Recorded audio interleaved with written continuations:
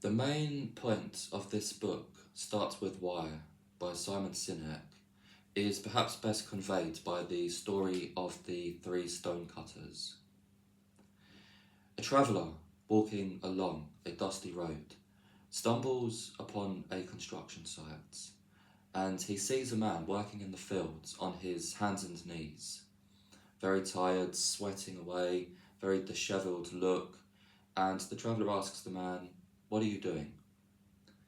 The man looks up and he says to him, "What does it look like I'm doing? Can't you see I'm cutting these stones? Leave me alone."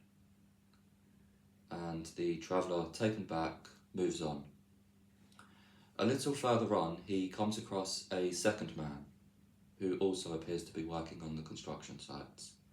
And he asks the man, "What are you doing?" The man looks up and he says, "I'm building a wall. As soon as this segment is finished, I will get paid and be able to return home to my family." The traveller wishes him well and moves on. Further on, he meets a third man who seems absolutely dedicated and who is putting his heart and soul into his work. And the traveller asks him, "What are you doing?" And the man looks up and he says, "I'm building a grand cathedral." This story is supposed to illustrate the importance of the question why.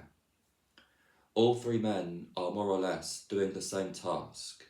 They're all cutting stones, but they have a different relationship to their work. The first man is a very disgruntled, unhappy man who really doesn't enjoy his work, would much rather prefer to do something else, is not dedicated, doesn't really care about what he is doing. The second man, although he is putting in some effort, he seems to be doing so more or less because he simply wants to get paid in order to go home.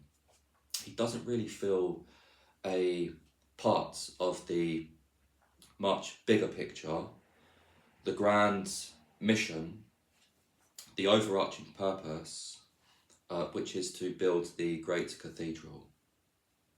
So he will do what is necessary in order to get paid, but he won't go above and beyond. He won't push himself to give anything more than what is required. But the third man, who feels a strong passion, a strong sense of commitment, will work tirelessly, night and day, and will remain committed for a long period of time. One of the key lessons to be learned from this book is the importance of perseverance.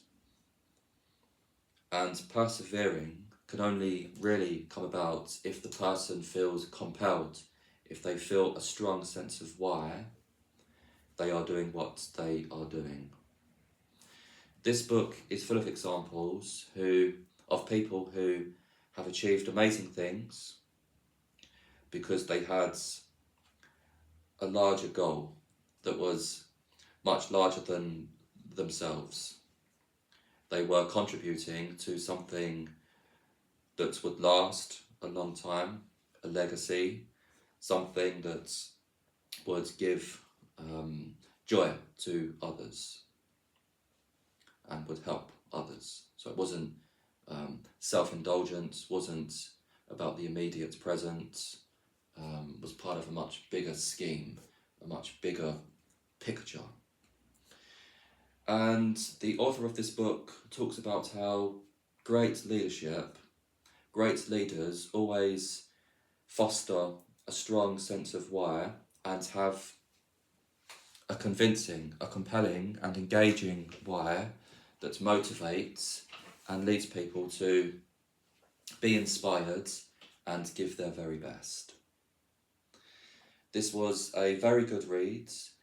If you don't want to read the book, you can watch the TED Talk, or you can search for his name in YouTube. There are many videos, many talks given by Simon Sinek about this topic and many others related to leadership. Thanks for watching.